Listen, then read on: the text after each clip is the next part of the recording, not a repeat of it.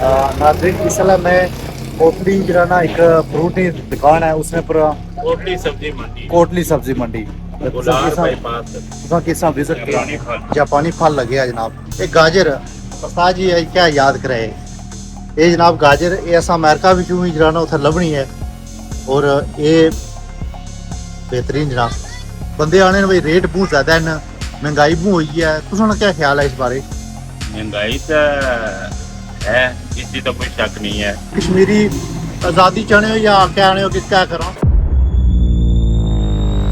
है तो कोई इसमें पर जनाब स्पेशली के लिए ना खास नहीं वजह थी खास नहीं वजह मीठा होना ना बहुत ज़्यादा है। ये जनाब थूम है देसी थूम है सारा ये सब्जियाँ। अच्छा ये क्या रेट है इसका। ये 500 रुपया किलो है। उसका क्या ना आया दौरे में जोर अहमद एक कोटली एक जरा एरिया गुलार। इसकी गुलार शरीफ गुलार माशाल्लाह। इस जो सब्जी कुछ आने हो इस्लामाबाद इस्लामाबाद को डायरेक्ट माल अच्छा सुनो। अच्छा ये गोभी किस है गोभी बड़ी नाइस है 150 रुपये अच्छा ये 150 उधर जनाब नींबू लगे वो जनाब 200 में किलो। अच्छा एक टमाटर किस लाए ने 80 रुपये किलो। अच्छा टमाटर 80 रुपए किलो।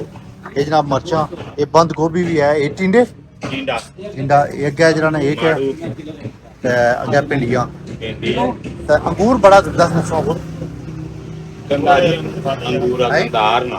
अच्छा ये कड़ा है गंदार ना सुंदर खानी ये उठो अच्छा है हाँ सही ते जरा दुआ अपला है ओला दा है गोला है उसकी गोला गिने अच्छा गोल अंगूर वो भी मीठा होना है हाँ सीरी इसलिए अंगूर ना तो सेब ना सीजन सही। हाँ थोड़ा जा टेस्ट कराओ दो दाने दिल करना ओए होए माशाल्लाह माशाल्लाह जनाब इतना फिल्म बनाओ ना मैं भी टेस्ट करना है। अगर जनाब खाओ जी खाओ वेरी नाइस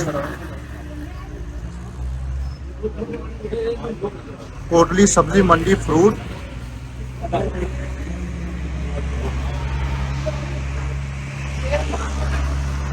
आधा किलो सेब ये जनाब भिंडी ये जो बड़ी स्पेशल भिंडी है नाज़रीन ये जरा ना बैंगन है ये वाइट बैंगन भी है इसी रेड भी। अच्छा भिंडी किस देने हो भिंडी 100 रुपया 100 रुपया ये 100 रुपया किलो शलगम तो ना साग कड़मा ना साग पालका ना साग।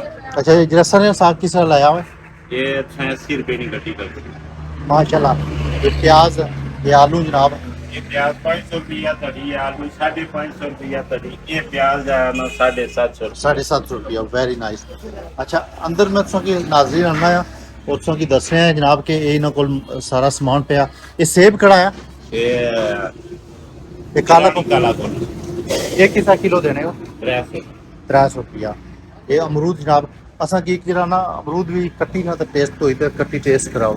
अच्छा जी ये अमरूद कपी दियो जी खानो जी बन जाएगी थोड़ा जा विचू कच्चा बू पकाना हुआ है थोड़ा जा कच्चा हुआ है तो ही तक असा की दियो। अच्छा ये जनाब असा ए अंगूर जरा टेस्ट किया है सुंदर खानी ये वेरी नाइस अंगूर है तो ये जरा ना वो भी सेब हुआ ही है काला कोला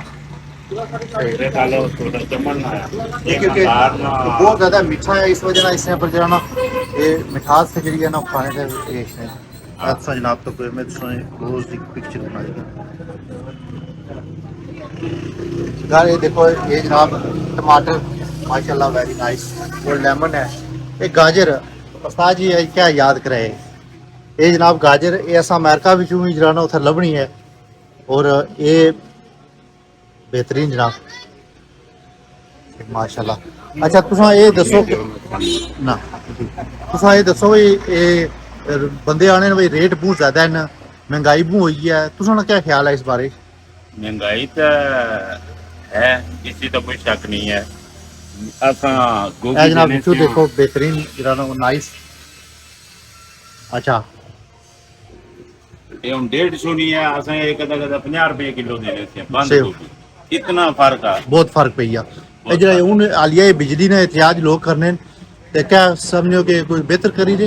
हाँ ये तो सारा हक है ना कि कश्मीरियों का हक है असने डैम तुम क्या चाहते हो कश्मीरी आज़ादी चाहते हो या क्या आने हो कि क्या करो ना मैं माड़ा नजरिया जरा है ना, मैं तो पाकिस्तान ना आमी हाँ, लेकिन पाकिस्तान भी जालमाना स्टाइल ना बनाए, हिंदुस्तान वाला स्टाइल ना बनाए।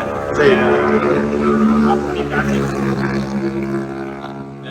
कश्मीरियन ने अक्सरियत ने जिसलै भी कुदरे तुसां दा बड़े फोरम उप्पर होने हो, अमरीका इसलै सारे मुल्कां ना प्यो बनता सही। हो फिरना।